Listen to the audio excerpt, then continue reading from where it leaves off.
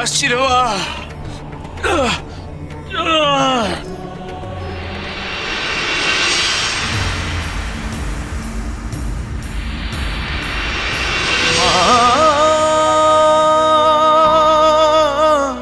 মা পড়ুয়া,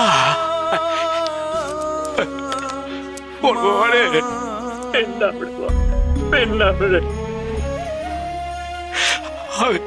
আমি আর পারছি না রে মা, আমি আর পারছি না রে। তুই আমাকে তোর কোলে তুলে নে রে মা, আমাকে তুই নিজের মধ্যে বিলীন করে দে রে মা। ওই তারাপীঠে সবাই ভাবছে যে বিপদ বুঝি কেটে গেছে রে মা,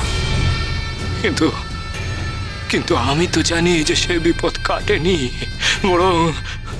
বরং আরো নতুন রূপে নতুন ভাবে বিপদ ধেয়ে আসতে চলেছে তারাপীঠের বুকে রে মা। আমি জানি রে মা, আমি জানি রে মা। আমি তো এতদিন ধরে কি করলাম রে মা, আমি আর বাঁচতে চাই না রে মা। তুই আমাকে ডেকে নে রে মা, নিজের কাছে ডেকে নে রে মা, ডেকে নে রে বড়ুয়া।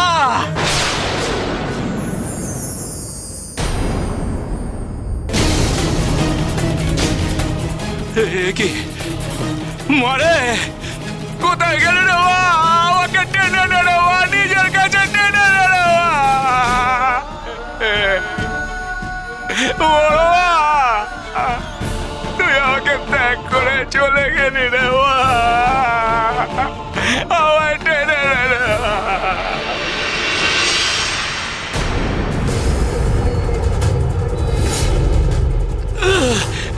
কি রে মা, কিসের আলো রে?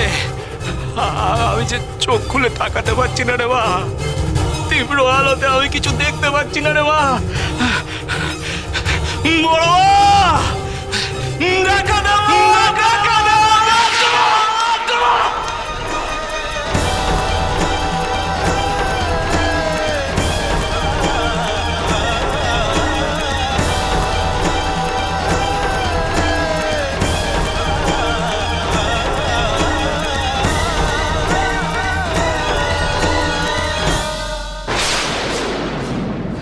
ঠাকুর, ঠাকুর, ঠাকুর, মামা, এ কি হলো ঠাকুর? হ্যাঁ, আপনি যে বললেন বামদেব ঠাকুর নিজেকে শেষ করে দেবেন, কিন্তু এ কি হলো? খ্যাপামি, বামদেবের খ্যাপামি হচ্ছে। কি যে হচ্ছে এখানে!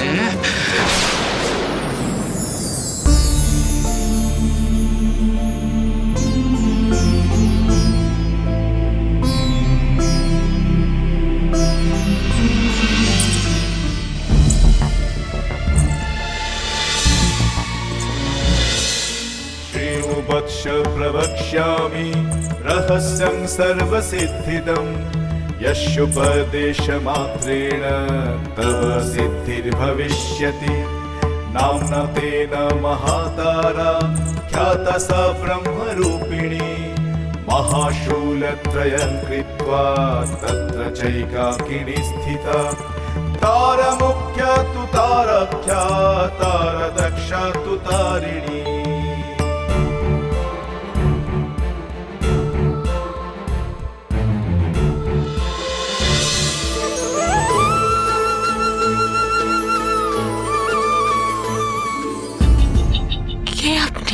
আগে তো কখনো আপনাকে এখানে দেখিনি।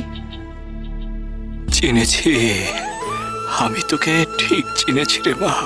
এ কি লীলা রে তোর মা, আমাকে তুই তোর কোলে টেনে নিলি না, ছুঁড়ে ফেললি আবার এই জগতের বুকে, আর তারপর রানীর সাজে নেমে এলি সকলের চোখের সামনে।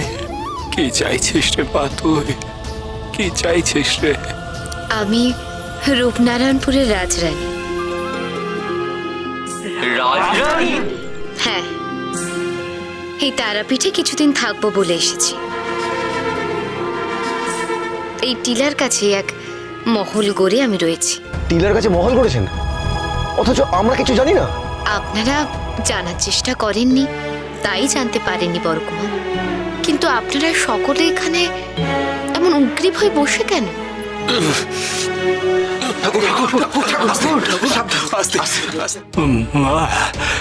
মাগো, কি যে হয়েছে আর কি যে হচ্ছে, সব কেমন গুলিয়ে যাচ্ছে গো আমার। আমি তো আপনাদের মন্দিরে যাব বলে এলাম, এখানে এসে বামদেবের দর্শন পেলাম। তাছাড়া মা তারার দর্শন করা আমার খুবই ইচ্ছে। তাহলে মন্দিরেই চলুন, সেখানে কি বাকি কথা হবে। সেই ভালো, আপনি চলুন। বেশ, চলুন।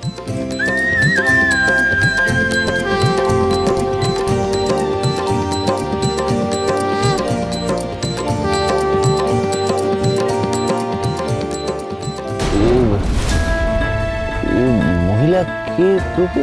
হ্যাঁ, এমন রূপের ছটা, আর দেখেছেন গা ভর্তি সোনার অলংকার, একদম ভর্তি।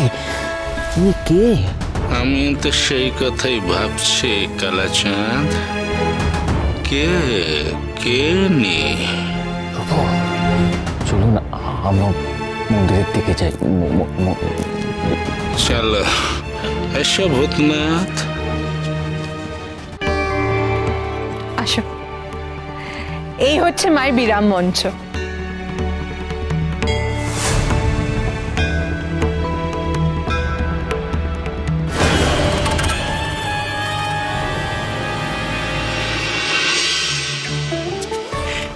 বলছিলাম ওই আপনার সাথে আমার একটু কথা আছে।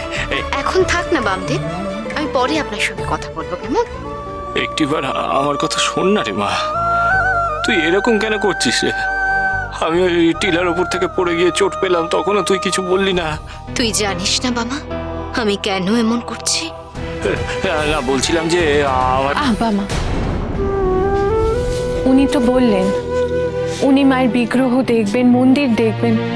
উনি তো আছেন এখন এখানে, তুই ওনার সাথে পরে কথা বলিস। যত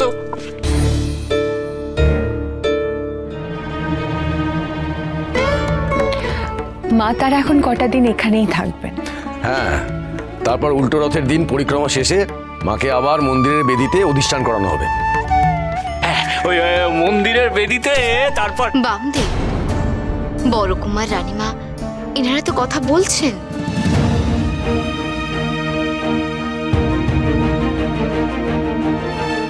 মারে, তুই আমার সাথে এরকম আচরণ কেন করছিস রে মা? বল না, আমি কি ভুল করলাম রে মা? তুই কি জানিস না যে তুই কি ভুল করছিস? আমার কথাটা একবার একটু যদি... বামদেব, একটু থামুন না আপনি। আমি তো বলছি পরে আপনার সঙ্গে কথা বলবো।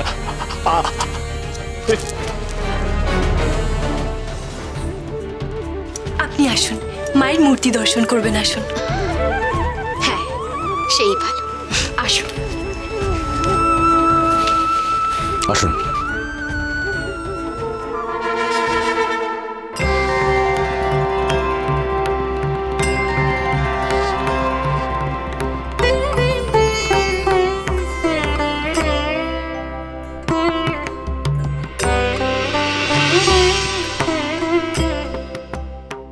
শালা বোঝো কাণ্ড, এ বেটি আমার সাথে কোনো কথাই বলছে না। এদিকে দেখো দেখো, নিজের পানে নিজেই কেমন চেয়ে আছে একেবারে।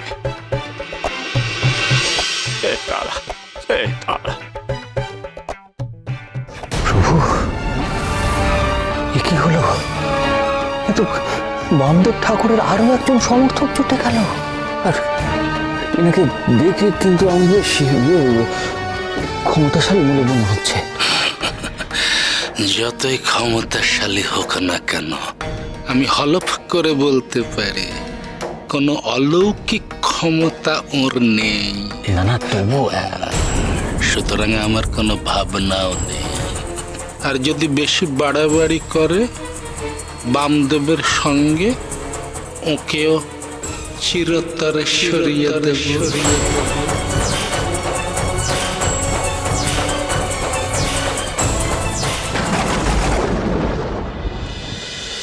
মহাবীর